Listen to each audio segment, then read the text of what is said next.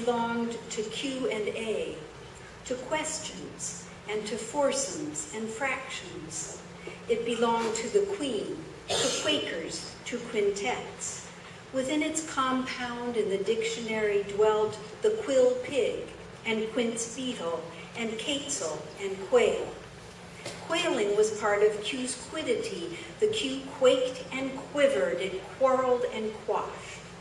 No one was quite sure where it had come from, but it had traveled with the K. They were the two voiceless velar Semitic consonants. They went back to the desert, to Kopf and Kopf. And K has done a lot better. 29 pages in Webster's third to Q's 13. And although Q has much to be proud of, from Q and I detector through quinoa, sometimes these days the letter looks like what medical students called the Q face, its tongue hanging out. And sometimes when you pass a folded newspaper, you can hear from within it a keening from all the Qs who are being set in type, war-boarded, made to tell and tell of the quick and the Iraq dead.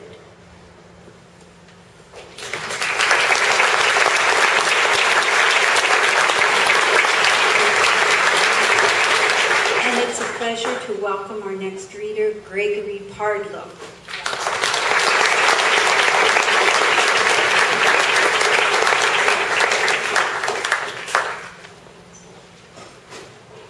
Two things about slave narratives.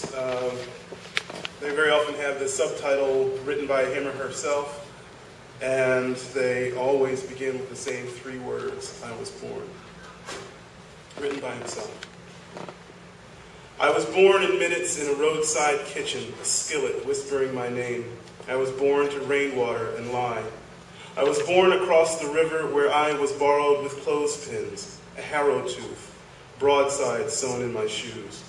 I returned, though it please you, through no fault of my own, pockets filled with coffee grounds and eggshells.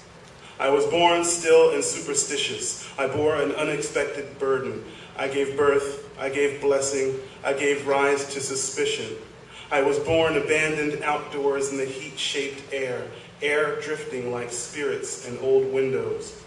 I was born a fraction and a cipher and a ledger entry. I was an index of first lines when I was born.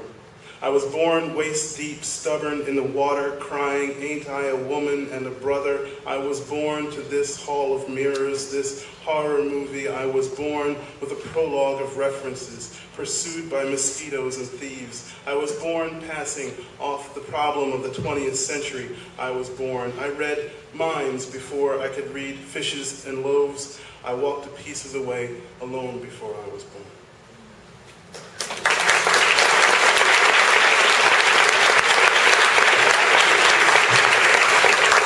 Richardson.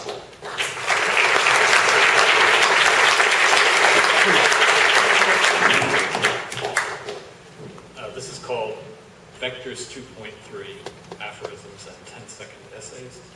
It's in 50 parts. But in the interest of your survival, we'll cut it down to about 20. 1.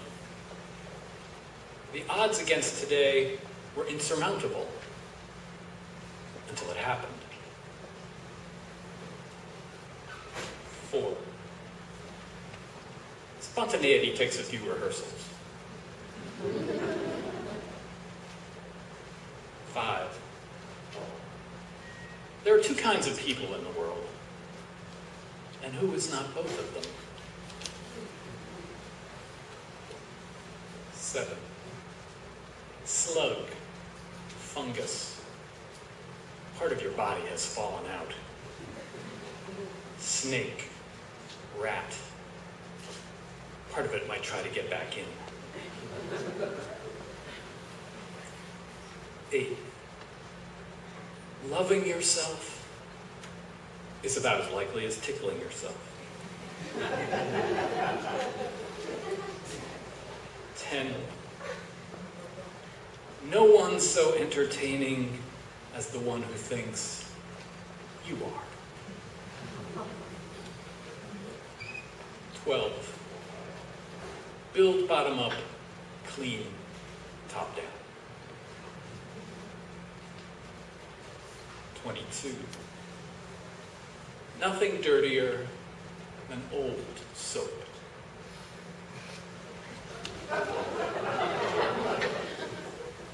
24.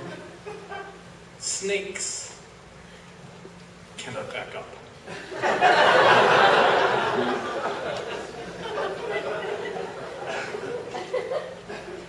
28.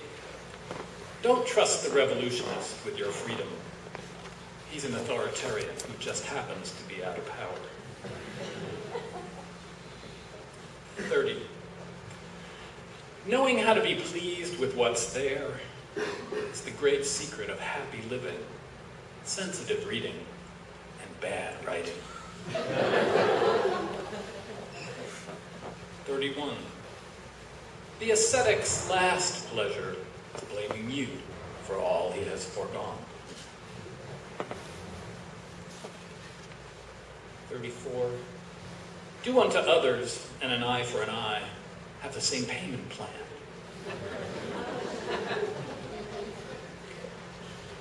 35. The modesty of avoiding repetition involves the vanity of thinking everyone must have been listening the first time. 36. I'm a little scared of the ocean, thinking it might at any minute throw itself over me and the tiny continents. So much harder to see what's holding others back. 37. Our resolutions for self-control are like our wars for peace. 40. My best critic is me. Too late. 47. As for my writing, I like it enough to keep going. I dislike it enough to keep going. 48. A knot is strings getting in each other's way. What keeps us together is what keeps us apart. 49. That one thing in life I meant to do, well, I have to finish this first. And finally, 50. Closing a door very gently, you pull with one hand, push with the other.